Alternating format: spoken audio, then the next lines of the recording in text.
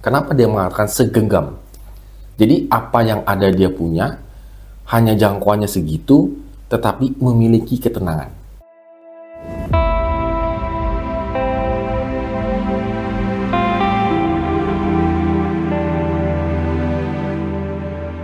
Salam sahabat, Pendeta Fabio di sini, dan kita akan kembali lagi melanjutkan renungan kita di Pengkhotbah pasal 4. Tetap semangat membaca dan merenungkan firman Tuhan. Ya, Pengkhotbah pasal 4 ada hal yang unik yang boleh kita lihat ya, yang saya juga temukan yang menurut saya patut kita renungkan bersama-sama, yaitu di ayat yang ke-6. Segenggam ketenangan lebih baik daripada 2 genggam jeripaya dan usaha menjaring angin.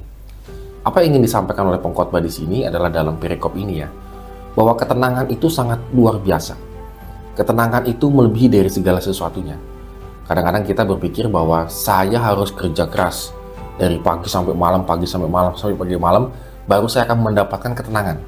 Nah, ini kadang-kadang menipu diri kita ya, bahwa ketenangan itu kita kerjakan dengan keras begitu supaya kita mendapatkan ketenangan. Padahal kan seharusnya lucu ya. Justru pengkhotbah mengatakan, kenapa dia mengatakan segenggam? Jadi apa yang ada dia punya, hanya jangkauannya segitu, tetapi memiliki ketenangan. Daripada 2 genggam, ingin meraih lebih banyak lagi, namun hidupnya tidak menjadi ketenangan, tidak menjadi tenang gitu ya. Nah, di sini menurut saya sih kita harus berpikir juga ya, bahwa selama ini mungkin kita merasakan tidak damai, tidak tenang, itu karena kita memang malah mencari ketenangan itu ya, bukan menggenggamnya, atau boleh dibilang ya sepertinya kita harus betul-betul merem segala sesuatunya supaya kita menjadi lebih tenang. Yang kedua yang menarik juga di sini adalah di ayat yang ke-9 sampai ayat yang ke-12, bahwa yang menjadi pokok utama pemikiran dari pengkhotbah itu adalah kerjasama dan saling menerima. Itu adalah kunci daripada kehidupan ini. Berdua itu lebih baik daripada seorang diri, begitu ya dikatakan. Sehingga kalau temannya jatuh, dia bisa mengangkatnya. Jadi kerjasama itu menjadikan kehidupan kita menjadi sukses. Bukan man to man ya, artinya seorang diri begitu ya, tampil sebagai orang yang hebat sendirian.